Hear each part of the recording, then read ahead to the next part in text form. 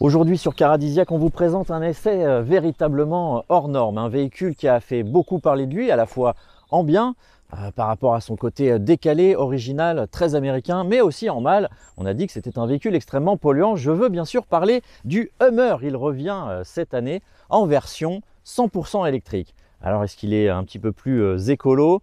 Ça, c'est peut-être pas forcément le cas, mais enfin bon, voilà. Un véhicule hors norme, je le disais, 5,23 m de long, 2,18 m de large, entre 1,95 m et 2,05 m de hauteur selon la hauteur des suspensions, qui sont pneumatiques et à hauteur variable.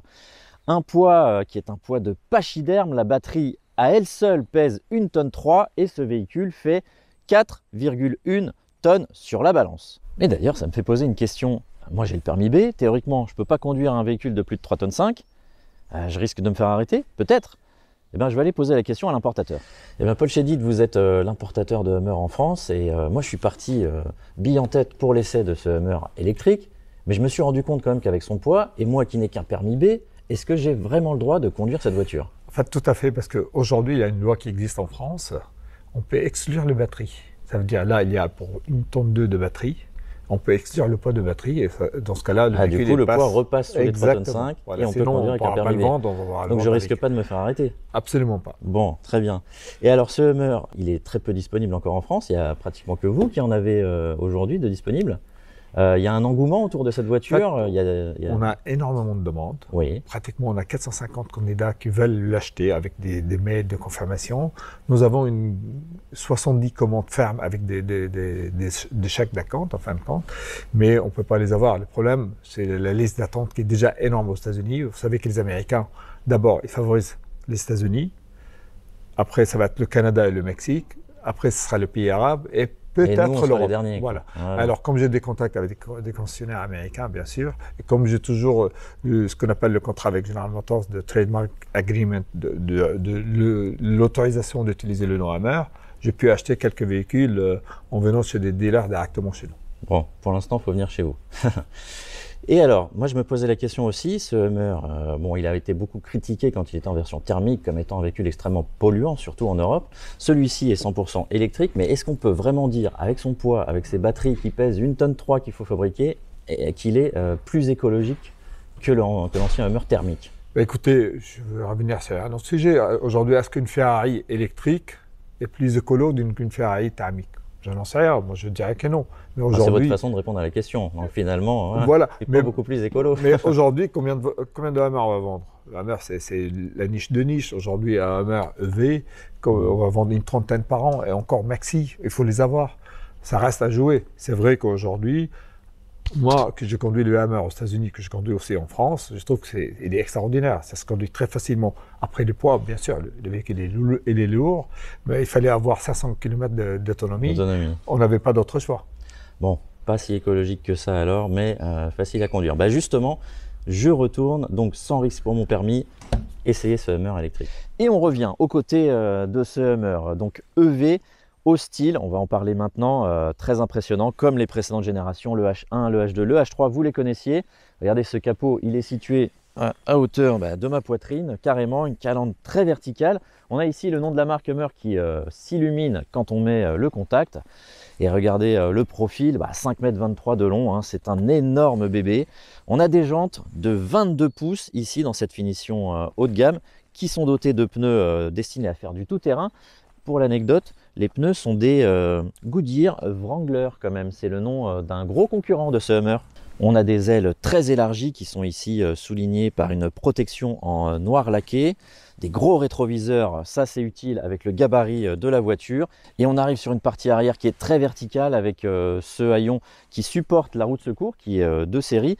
Mais on peut l'enlever et quand on l'enlève, ce Hummer EV est plus court. Il fait 4,97 m au lieu de 5,23 m. Enfin plus court, c'est vraiment entre guillemets. Et cette lunette arrière est électrique, elle peut s'ouvrir et s'escamoter dans la portière.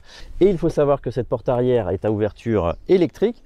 Tout comme d'ailleurs le capot avant qui cache un frunk qui est de belle capacité et qui lui aussi s'ouvre électriquement, soit avec un bouton, soit à l'aide de la clé de contact.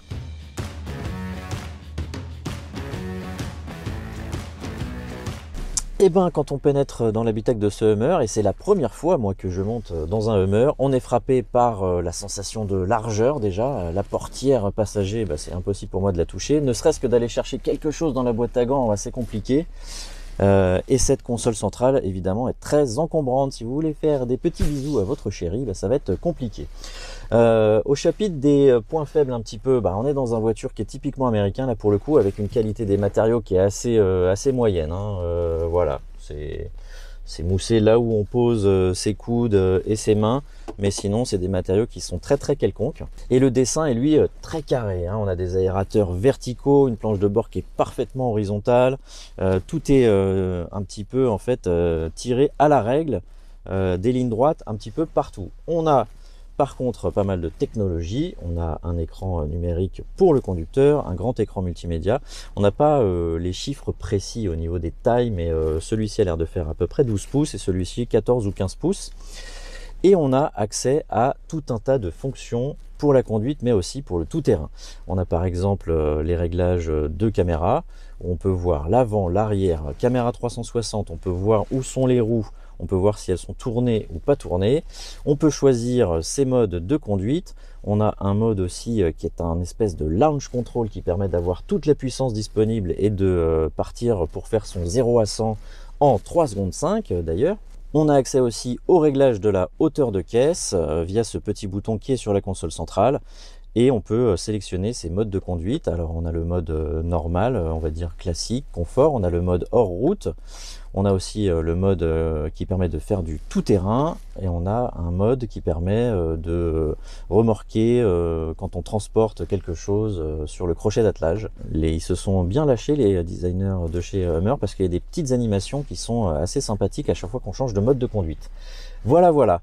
Et on va rouler maintenant avec cette voiture qui est donc dotée de 3 moteurs pour notre version d'essai, 836 chevaux en tout, plus de 10 000 Nm de couple. Alors ça c'est une valeur qui est calculée à l'essieu, c'est pas une valeur comme on a en Europe, des valeurs à la roue. Et donc ça n'a rien de représentatif, mais en tout cas on peut dire que le couple est costaud. Je le disais, le 0 à 100 en 3 secondes 5. Une batterie, très important, je vous en parle avant de rouler, elle fait 212 kWh de capacité nette, c'est énorme. Ses capacités de recharge jusqu'à plus de 350 kW, on peut récupérer de 20 à 80% de batterie en 30 minutes, un petit peu plus de 30 minutes. Et on va aller voir tout de suite ce que ça donne. J'appuie sur le bouton Power, c'est parti.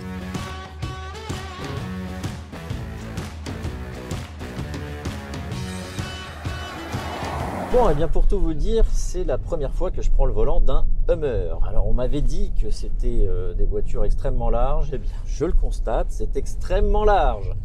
Il faut faire très attention quand on est en ville, au niveau de ce gabarit, 2,18 m de large, dans les petites rues, c'est vraiment, il faut faire attention. Parfois il faut même monter sur le trottoir d'en face pour éviter d'accrocher les rétros des voitures. Donc la ville, c'est pas du tout son terrain de jeu, et c'est pas tant en termes de maniabilité que ça pose problème, parce que grâce aux roues arrière directrices, en fait, le rayon de braquage est très bon. Le diamètre de braquage, lui, c'est 11,3 mètres, donc c'est à peu près un diamètre de braquage de Renault Clio. Donc si vous voulez, en maniabilité, ça passe plutôt bien, mais c'est vraiment la largeur qui pose problème. Alors après, quand on est sur route, c'est un petit peu plus simple. Il faut quand même faire attention au gabarit, et c'est là qu'on découvre que ce Hummer électrique est à la fois très confortable, je dirais même un peu trop confortable, avec des suspensions très souples. Ça chaloupe un petit peu, c'est voilà, très bien pour le confort, mais en termes de dynamisme et d'efficacité, c'est pas ça. Quand on accélère, il se cabre, quand on freine, il penche de l'avant. Il s'écrase un petit peu sur ses suspensions. Bon, bref, c'est pas ce qui est le plus agréable, mais bon, là où il va être le plus à l'aise, ça va être sur autoroute à vitesse stabilisée. Et encore, ça fait apparaître un des soucis du modèle qu'on a ici à l'essai aujourd'hui, c'est son insonorisation, parce qu'il est doté de l'option toit ouvrant.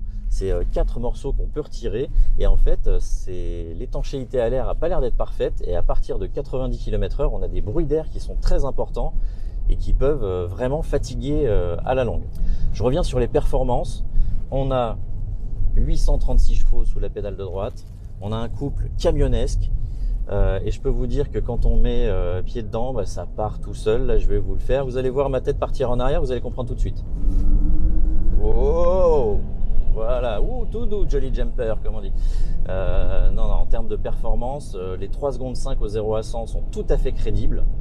Le problème, c'est que on accélère très vite, mais qu'après, il faut freiner. Alors, il y a des freins.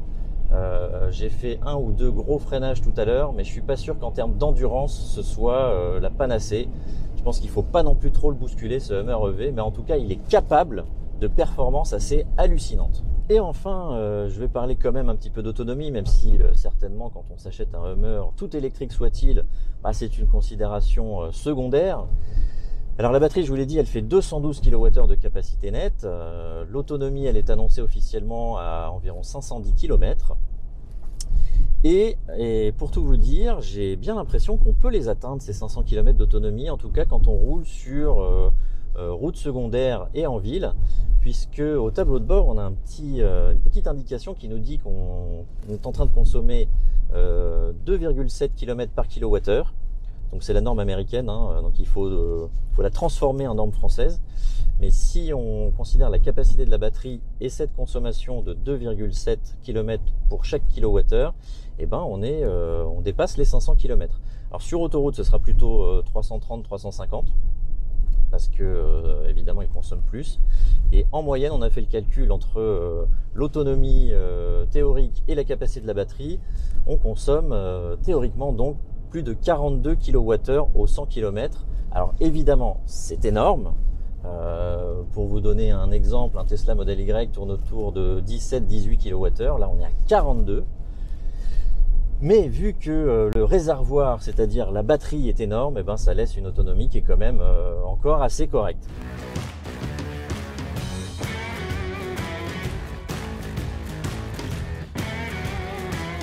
Et puis une des spécificités de ce Hummer électrique, c'est aussi un mode de conduite qui s'appelle le crab walk, c'est-à-dire la marche en crabe. En gros, dans ce mode-là, les roues arrière braquent dans le même sens que les roues avant, et ça permet de faire des espèces de petites translations comme ça. Et c'est vrai que là, je le sens bien, effectivement. On voit bien la voiture qui fait des translations tout en continuant à avancer tout droit. Je pense que c'est une fonctionnalité qui peut être vachement intéressante en conduite off-road, en conduite 4x4, mais en conduite de tous les jours, je pense pas que ça ait une quelconque utilité. Les roues arrière qui braquent dans le sens inverse des roues avant, c'est beaucoup plus utile pour la maniabilité.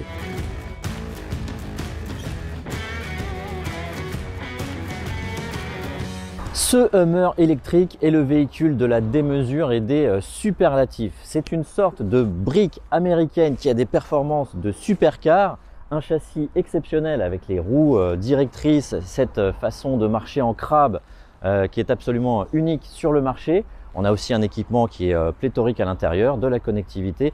Bref, il y a tout ce qu'il faut.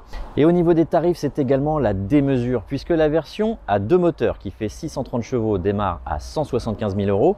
Dès qu'on passe à la version 3 moteurs, c'est 195 000 € minimum. Et cette version qu'on a eu à l'essai aujourd'hui, qui est la version édition 1, c'est la version de lancement, culmine, elle, à 229 000 €. Alors, qu'est-ce qu'on fait avec 229 000 € en France? Ben, vous l'avez vu, c'est compliqué de circuler. C'est pas un véhicule qu'on va emmener non plus forcément dans la terre. Donc, ce serait plutôt un gros joujou avec un gros prix.